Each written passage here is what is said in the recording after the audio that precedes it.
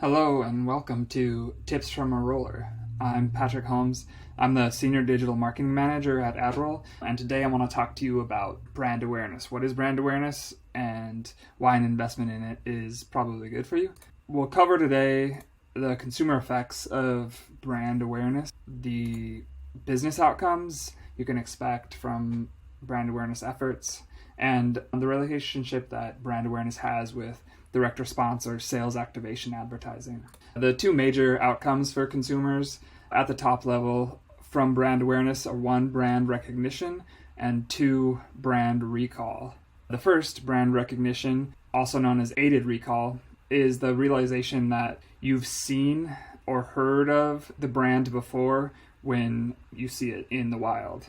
And for example, if you walk into a shoe store looking for a pair of shoes to buy your dad or Father's Day or whatever, you might see these four brands and immediately remember, I've heard of New Balance before and I have an association with the brand. I've heard they're good for dads, so maybe I will buy the New Balance for my dad. Brand recall, on the other hand, is when you remember a specific brand when you encounter the product category without necessarily having to see any brands in front of you. So again, your dad, you just know, needs a new pair of shoes and there's no shoes in front of you to buy, but you remember an association that a lot of people were talking about how the Curry 2s looked like shoes that were really good for dads. So you might remember that and then purchase the Curry 2s from Under Armour for your father for Father's Day. When you produce that memory, either through recognition or recall, it can carry specific associations. One of those associations might be quality. You remember what you thought about the quality of the brand or those products. You might have an affinity for the brand that you remember when seeing it. You particularly liked using them before, or you were entertained by their advertising.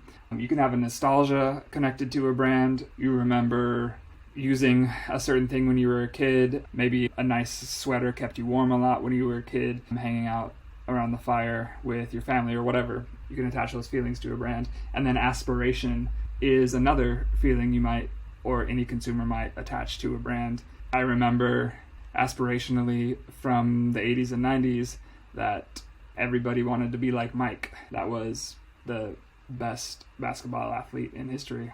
That's both sort of nostalgia and aspiration. So from a research paper on brand awareness, here's a quote. Familiarity with a brand influences a consumer's confidence toward the brand, which in turn affects intention to buy the same brand.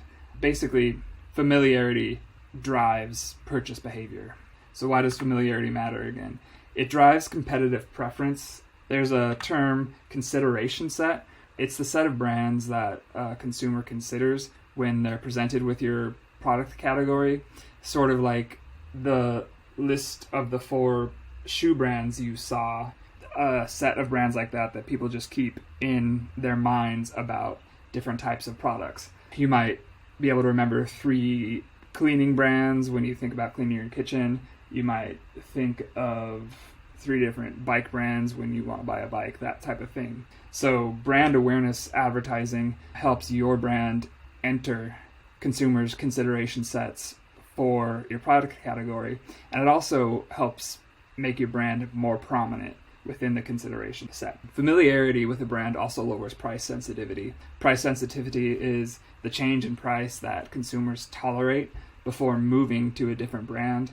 So a company that has a high amount of familiarity or is very famous, like Nike, might be able to charge a lot more money for a similar pair of shoes to some other brand with a lower cost, lower price.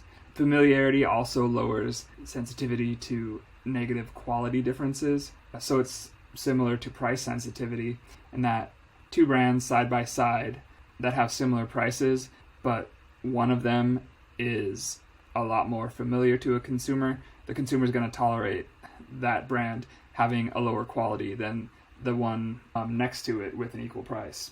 Beats by Dre is probably a good example here.